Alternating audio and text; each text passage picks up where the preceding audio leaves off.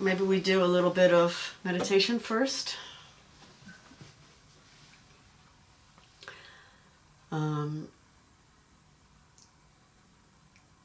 I'd like to first just connect with the bodies that are holding us up, that are us.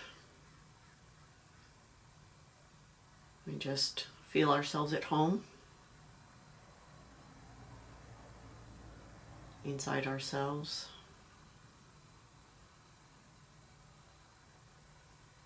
Just breathe a few times.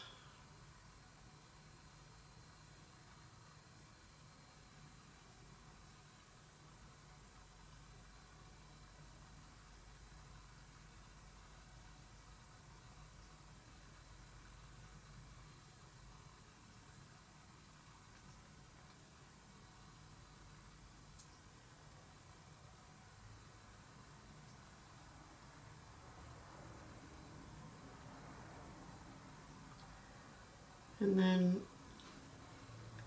let's imagine ourselves to be in the healthiest, greenest, most welcoming space we can imagine.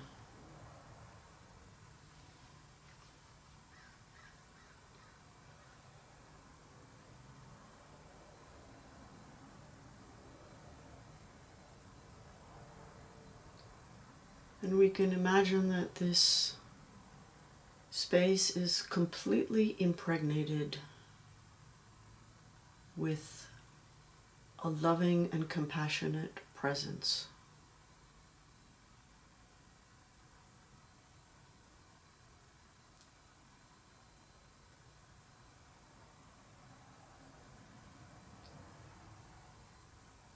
And if you connect with the idea of enlightened beings in the world, you can imagine that there is a perfectly compassionate,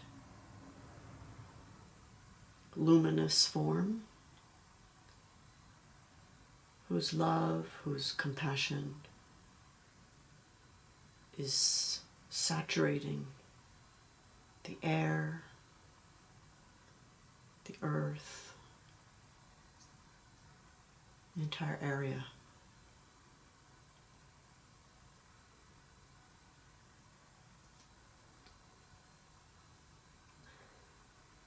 And if you prefer to think of nature itself or herself as a loving presence, and you can imagine that that compassionate energy or presence is being emanated from the leaves of the trees, from the blades of grass,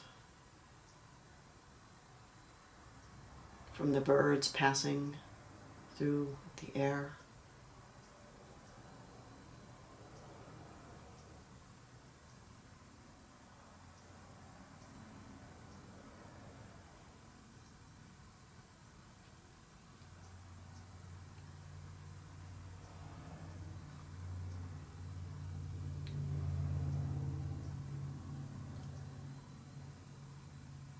There are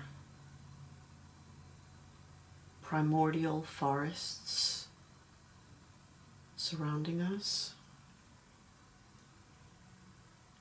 ancient trees standing in fields full of life.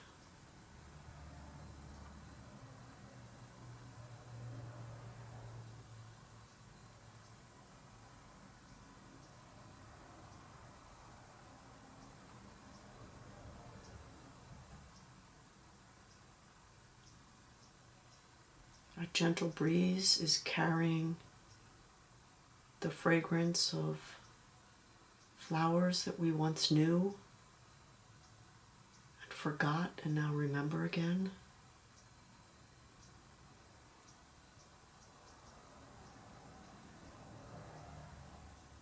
reconnecting us with moments of contentment and quiet joy.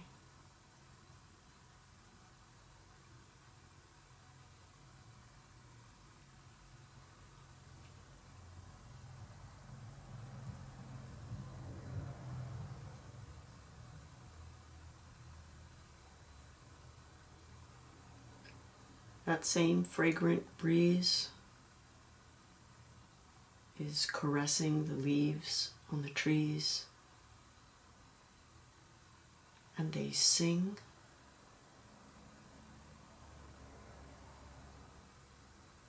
melodies that open our heart.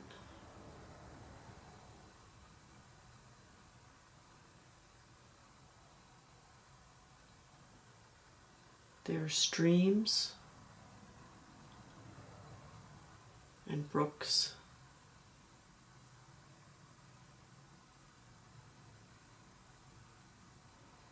with the light reflecting on the surface and shafts of light striking the bottom of the creek.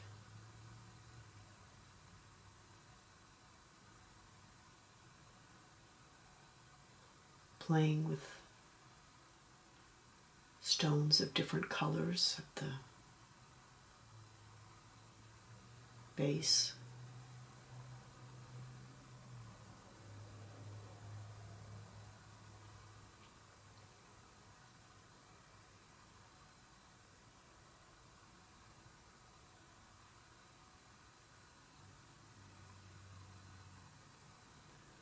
The branches are reaching out to each other and swaying.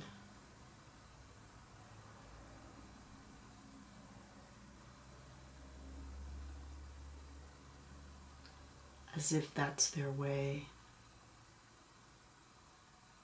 of playing or dancing with each other.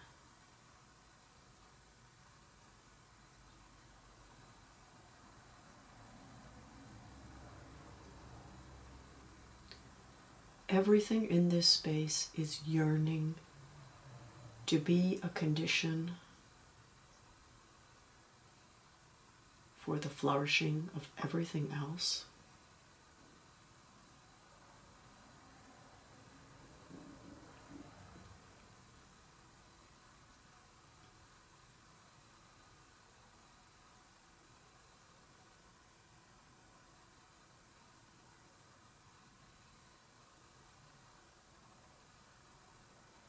The flowers are longing to care for the butterflies.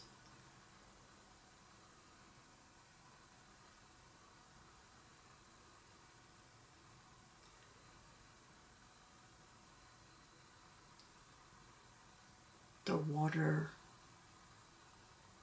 in the streams is longing to care for the earth.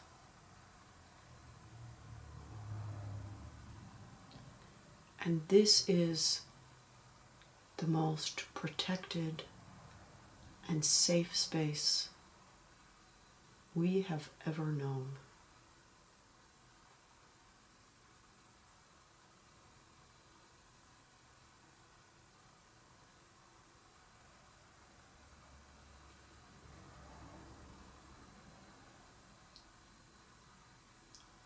And things that we didn't even know we were holding can release here.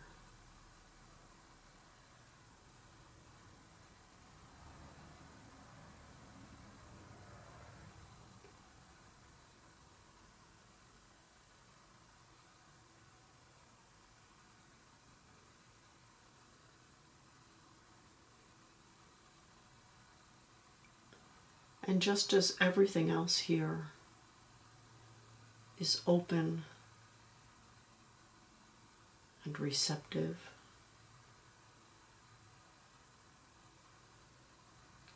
just as everything longs and wishes to care for everything else, just by being here, we too are open and receptive and offering ourselves to be received by everything else.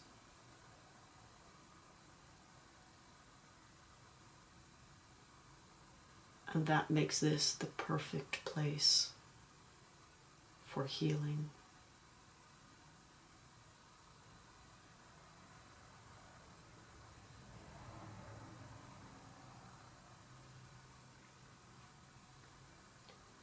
And we can imagine that this place is not something that just exists around us where we're seated.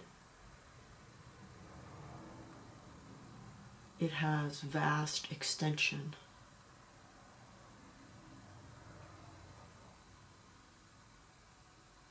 And all of us, by being here right now, are generating a shared space.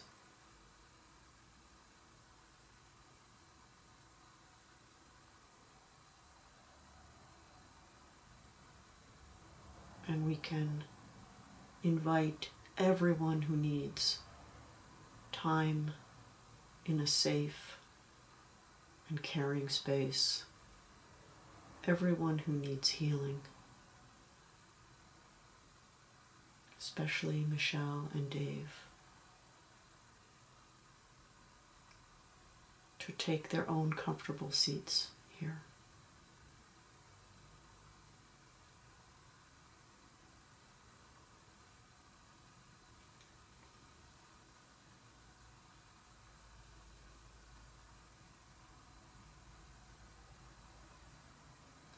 And no one needs to do anything special here. Just by being together with open heart and vast collective aspirations,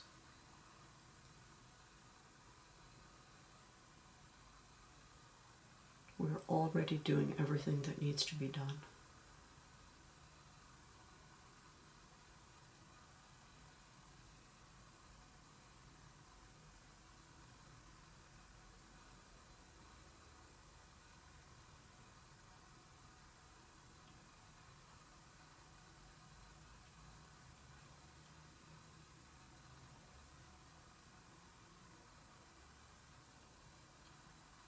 And those who want to take a long, quiet walk through the woods can do that. And the pathways open up before them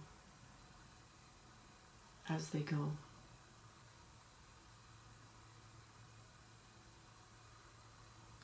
The air responds and becomes the perfect temperature.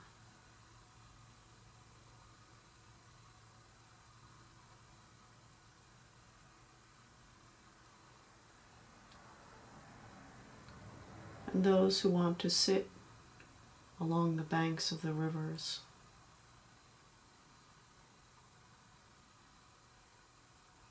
can put their feet into the water, and it too is the perfect temperature. And the sounds of the waters sing the songs that we need to hear.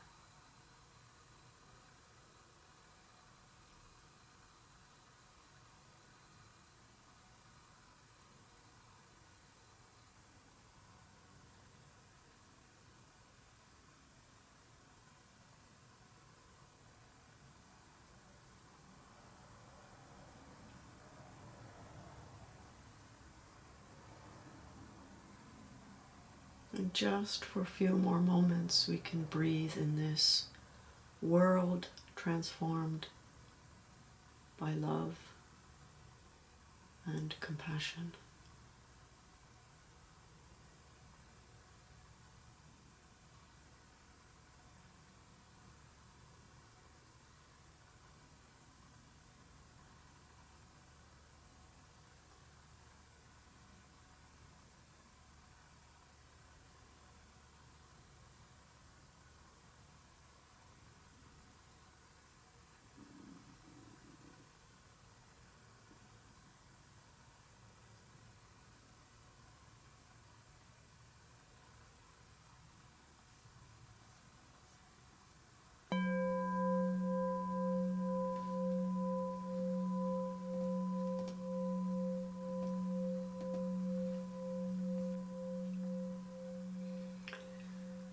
So last year, when the pandemic was just making itself known and felt, we had an online retreat for our lay community.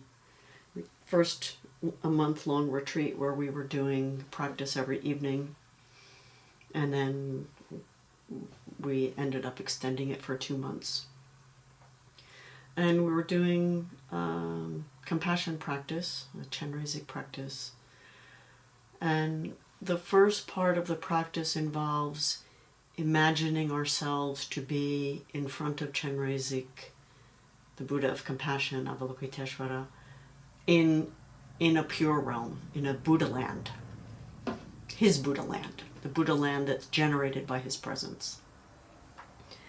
And, you know, that was a really hard time to figure out how to respond to that much suffering. So, you know, in order to generate compassion, you need to look and see what others are experiencing, the pain and distress. And that's really hard when it's all around you and it's so intense. So during the course of the 2 months, we ended up spending more and more time in the very first step of that practice, which is imagining ourselves in a pure land. And pure land is maybe not the best translation, but it's probably the most common. It's a term that comes very early in Buddhism in India. It's a Buddha field. It's the field that is generated or that exists around Buddhas, around enlightened beings. And one of the reasons for doing it in that moment, in the moment of the pandemic, was to generate the experience of being somewhere protected and safe in order to be able to open ourselves up. To feel connected and accompanied by others and safe. And the refuge that we typically take at the beginning of formal Buddhist practices, when we're doing it properly, it should be giving us a sense of being in a safe place, being in a context where there is protection, and a context that's shared. So this idea of being in a Buddha field is something that we can see if we are doing the practice on a regular basis. We can see that feeling protected and feeling safe is really important. We get something really important inside ourselves from it. And we also can spend a lot of our time in our lives in spaces that don't necessarily feel that safe or that protected. Sometimes our home does feel safe and protected. Sometimes we're having conversations where we don't feel that comfortable or that safe. Sometimes we're going out into the world where there's conflict or confrontation, or we don't feel that other people necessarily have our best interests at heart. But part of what we are trying to do in order to open ourselves is to be able to connect or access with a sense of having security that we can access or that we can generate. Either one of those. It's not really clear which of those two models we're thinking about. Is it something that exists outside us that we're accessing, or is it something that exists within us that we're just connecting with?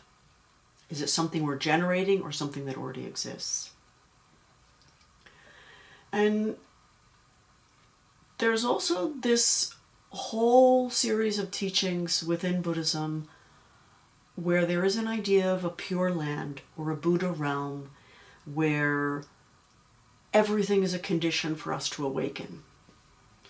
And that idea can be very appealing when we look at the world that we live in and we see that this world is not made for us to flourish, really. That's not the society we've created was not created so that every individual had the best possible conditions for their flourishing. We know, it's kind of, there's a profit motive, there's competition, there's a lot of other things going on.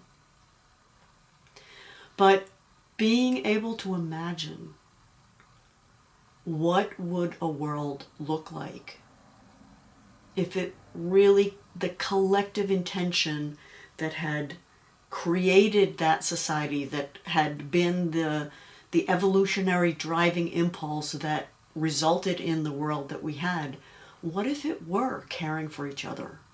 What if it were loving kindness and compassion? So the teaching about Buddha realms, Buddha lands, literally the Sanskrit term is Buddha Kshetra. Kshetra is field, and it can mean like force field, a metaphorical sense, and it can mean the literal field where we're planting. So this idea of Buddha lands is present and is used in a lot of different ways, and it's something that I have been curious about for a long time, because the idea of utopic thinking, of being able to imagine things differently, whether or not we believe we're ever going to see that, whether or not we think it's really possible, that notion, that impulse that we have as human beings to want to imagine things differently can be a tremendously positive and creative force in helping us, to hope, helping us to aspire, helping us to have a vision of something that we're working towards. And it also can be used as an escape where we think this world is just hopelessly broken. And we want to imagine something else, something that's not this, something that's other to this. And we can really see both of those in Buddhist thought. They're both there. There are uses of, making aspirations to be reborn in the pure land of Amitabha, which is elsewhere, which is not this. And we need to leave this body to go there.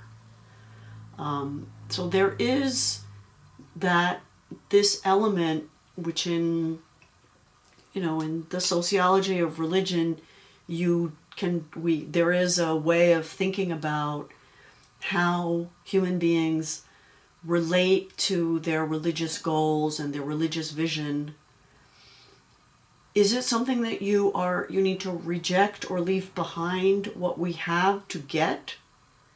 Are we aspiring to go to a heaven that's not here? Is it something that we need to transcend the world and the life we have to leave this behind and go elsewhere? An otherworldly religion? Or is the sacred, is what we're aspiring to experience and offer something that's present here? Something that requires a different way of experiencing what's here, or a different way of relating to what's here, but that we have, that is implicit and accessible here in the world we have.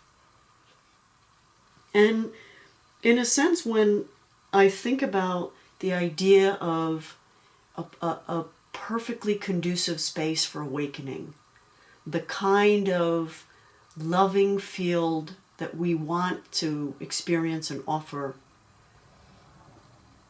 I think it's an important question whether we imagine that that's something that we're going to experience here and that can be built here, something that's immanent, or whether it's something that this really is just, this is a fallen world. It's hopelessly fallen and broken. We need to imagine something better that we could generate somehow elsewhere or in some future that's in a sense not deeply connected to this present. So there are kind of two modalities, and I think within our own lives, not just in a religious experience, we can see ourselves shifting back and forth between these. Like, is the job that we have something that we can make work, or do we need to leave it behind and find a different one? To what degree do we stay and work with what we have, and to what degree do we say the conditions are just not here? They're just not here. I need to, get my CV back, updated, and I need to get out there and see what other options there are. And we do this with our relationships. Is a relationship working? Do we keep investing more energy, or do we just come to a conclusion that it's not working? So we have, just in an ordinary sense, we have these two ways that we can see ourselves shifting back and forth with.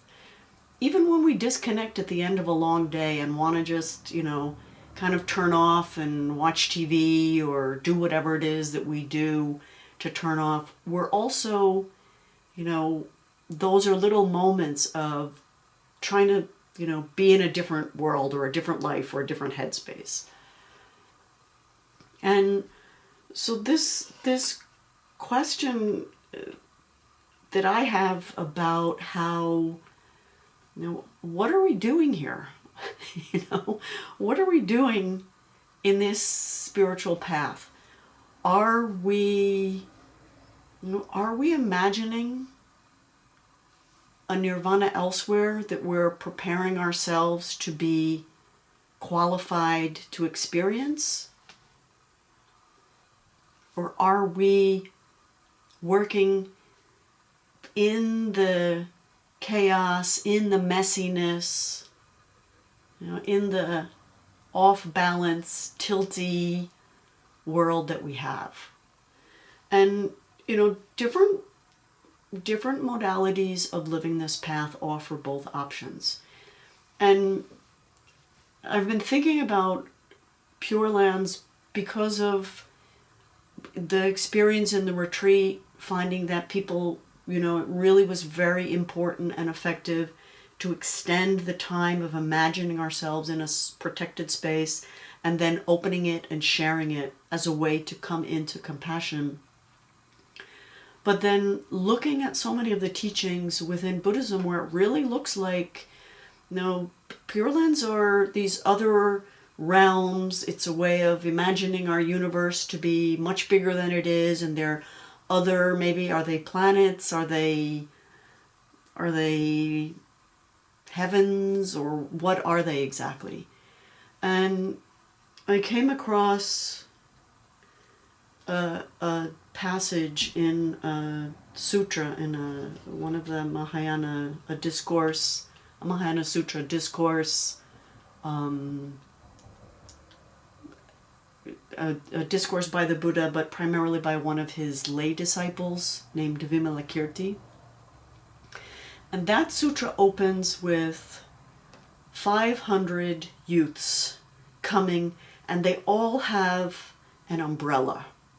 And they each offer the umbrella to the Buddha. We know in an Indian context, the umbrellas symbol royalty, so the idea of the Buddha as the idea of spiritual royalty as an alternative to worldly royalty, and also umbrellas as protection, right, from rain, from sun.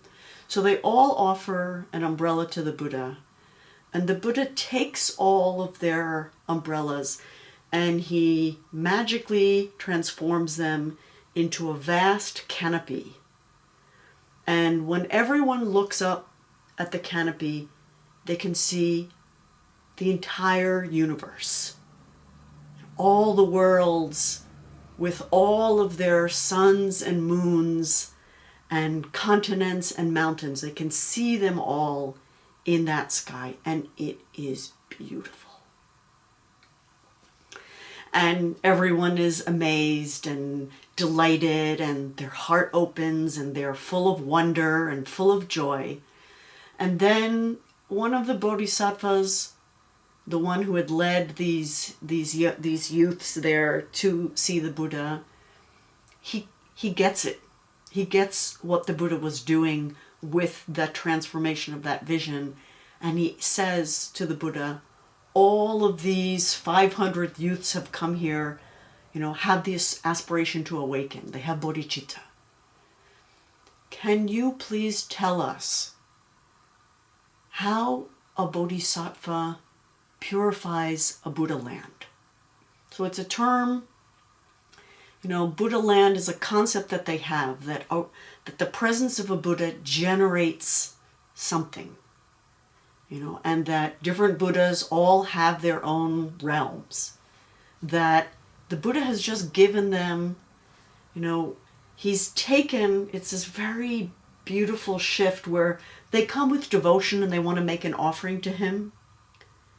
And he says, by joining their offerings, taking it, making it something collective, that if you all come with a collective aspiration, we can do something together. We can generate this. And he shifts from, don't look at me, don't be devoted to me. Look, see what I see. Right? And they see it. And this bodhisattva is basically saying, how can we do that? What do we need to do? And when he uses the term purify, there's this sense that we, what does it mean to make something pure? Does it mean to just clean it up, remove the impurities? Maybe. Does it mean that something is impure and there's something wrong with it and needs to be modified and transformed? Maybe. And the idea of a Buddha realm in many, ordinary Buddhist practices does appear as like a heaven that we want to go to. But here the Buddha is basically saying, or giving them the experience of that you could see this. You could see the world that way. And, how do we make a Buddha land? How do we purify a Buddha land? And the Buddha's answer to this, to me, was completely world-shaking or game-changing. And the response that he gave was to first make clear what the Buddha land is. And so, in answer to this question, how does a bodhisattva purify a Buddha land? How does he make a Buddha land? The Buddha says, the Buddha land of a bodhisattva or the Buddha field of a bodhisattva is a field of beings. So for a bodhisattva, the field is a field of beings.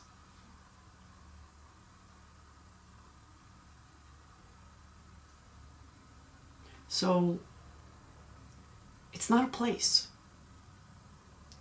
It's the web of relationship we have to other beings.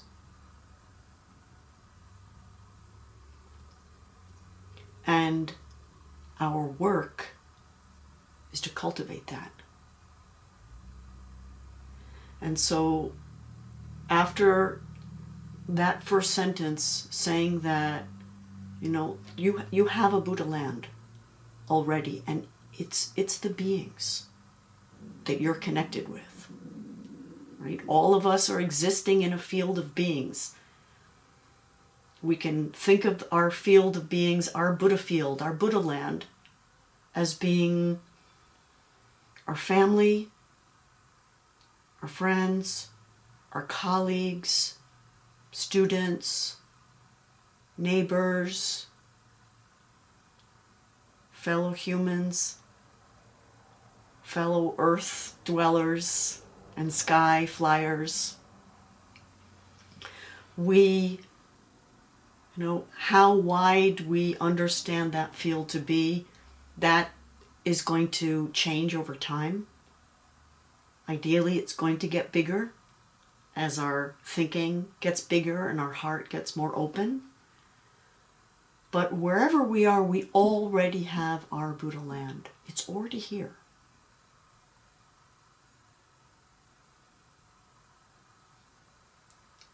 Then the Buddha explains, to the degree that a bodhisattva is caring for beings, to that degree he or she is purifying his or her Buddha field, Buddha land. And the term that he uses is not purifying. He shifts from purifying to embracing, or taking up, or holding, or taking in his or her hands. So we are embracing our Buddha land, which we already have. We already are existing in a Buddha land. We are taking it up to the degree that we are caring for our relationships and caring for others, including ourselves among those, because we're part of every relationship we have. And I'm not sure, I don't know how much of a shift this is from a lot of other presentations about what a Buddha land is. A Buddha land is something a Buddha has, right? No. A Buddha land is something that we all have all the time. And so, where is the Buddha land? The Buddha land has to be here. So, just in those very few lines, the Buddha is telling us, he's not saying don't fantasize about another world, because sometimes we kind of need to. And maybe there are other worlds. For sure there are other worlds. 400,000 million stars just in our galaxy. Gotta be other worlds, right? In Buddhist terms, there are definitely other planets in the Goldilocks zone where life is developed, where there are sentient beings from a Buddhist perspective. From an Indian perspective too. Lots of solar systems that sustain life. So they're all out there. But the one we have, our Buddha land, is here. It just needs to be developed and cared for. And we are having an impact on what kind of Buddha land we have through the relationships that we're cultivating. And so it's that this particular text, which is the Vimalakirti Sutra, and it's right in the first chapter, in case it's kind of a long sutra, in case you want to have a look at it, and you can download it online. I'll maybe I'll put a link below. But sometimes we want to be able to generate a vision that we could see what it would be like and imagine what it would be like. And it's not going to look like this. We're going to think it's going to look different. All of our relationships will be loving. We will always be able to be perfectly present for everyone. We will be wise. We will be skillful. We will notice problems before they ever develop, and we will be able to intervene. Things that right now we don't have that. And sometimes we need to imagine what that would be like. And other times we're ready to say it's right here. The Buddha land can be accessed right here. And it still needs a lot of work.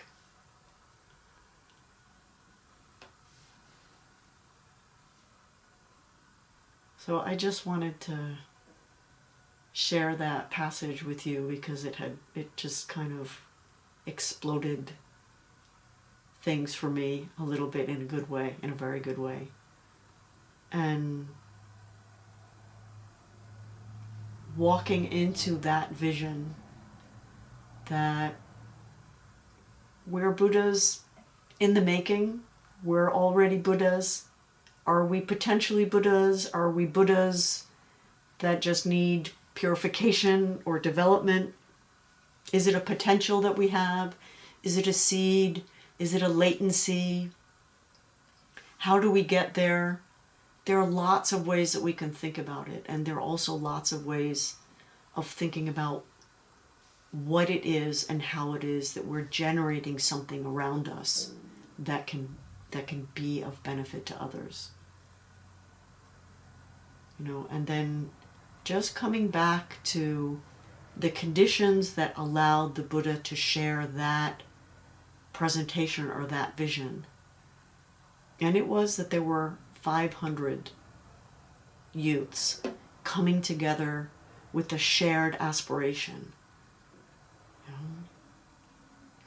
And bringing all of those aspirations together, we have the opportunity to connect all of our webs of relationships and aspire to produce in them the kind of Buddha land that we want the world to be.